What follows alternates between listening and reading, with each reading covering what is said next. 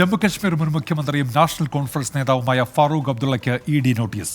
Jammu Kashmir cricket അസോസിയേഷനുമായി ബന്ധപ്പെട്ട കള്ളപ്പണം വെളുപ്പിക്കൽ കേസിലാണ് നടപടി. ബൽറാം നെടുങ്ങാടി, ഡൽഹിയിൽ നിന്ന്. ബൽറാം, എന്തൊക്കെയാണ് വിവരങ്ങൾ? ഉന്മേഷ്, ജമ്മു കശ്മീർ മുൻ മുഖ്യമന്ത്രി ഫാറൂഖ് അബ്ദുള്ളയ്ക്ക് എൻഫോഴ്സ്മെന്റ് ഡയറക്ടറേറ്റ് നോട്ടീസ് അയച്ചിരിക്കുകയാണ്. നാളെ ചോദ്യം ചെയ്യലിനായി ശ്രീനഗറിലെ എൻഫോഴ്സ്മെന്റ് ഡയറക്ടറേറ്റ് ഓഫീസിൽ ഹാജരാകാൻ ആവശ്യപ്പെട്ടാണ് ഈ നോട്ടീസ്.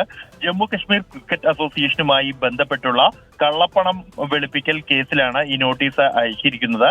2018 ഈ ജമ്മു കശ്മീർ ക്രിക്കറ്റ് അസോസിയേഷനുമായി ബന്ധപ്പെട്ടുള്ള അനധികൃത പണ ഇടപാടുകളുമായി ബന്ധപ്പെട്ട് CBI കേസ് രജിസ്റ്റർ ചെയ്യുന്നത്. തുടർന്ന് നടത്തിയ അന്വേഷണത്തിൽ ഈ ജമ്മു കശ്മീർ ക്രിക്കറ്റ് അസോസിയേഷന്റെ പണം ചില വ്യക്തിഗത അക്കൗണ്ടുകളിലേക്ക്, ക്രിക്കറ്റ് അസോസിയേഷനുമായി ബന്ധമില്ലാത്ത ചില വ്യക്തികളുടെ അക്കൗണ്ടുകൾ ഉൾപ്പെടെയുള്ളവയിലേക്ക് കൈമാറിയതായി കണ്ടെത്തിയിരിക്കുന്നത്.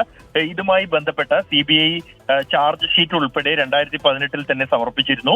തുടർന്നാണ് ഇതിൽ കള്ളപ്പണം വെളുപ്പിക്കൽ ഇടപാട് നടന്നിട്ടുണ്ട് എന്ന് കണ്ടെത്തുകയും എൻഫോഴ്സ്മെന്റ് ഡയറക്ടറേറ്റ് 2022 കേസ് രജിസ്റ്റർ ചെയ്യുകയും ചെയ്തത്.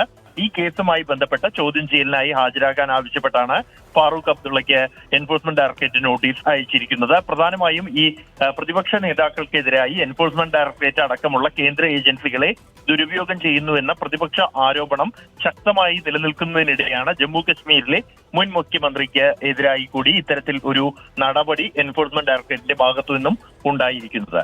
ഉന്മേഷ്. ശരി ബൽറാം നെടുങ്ങാടിയാണ് വിവരങ്ങൾ നൽകിയത്.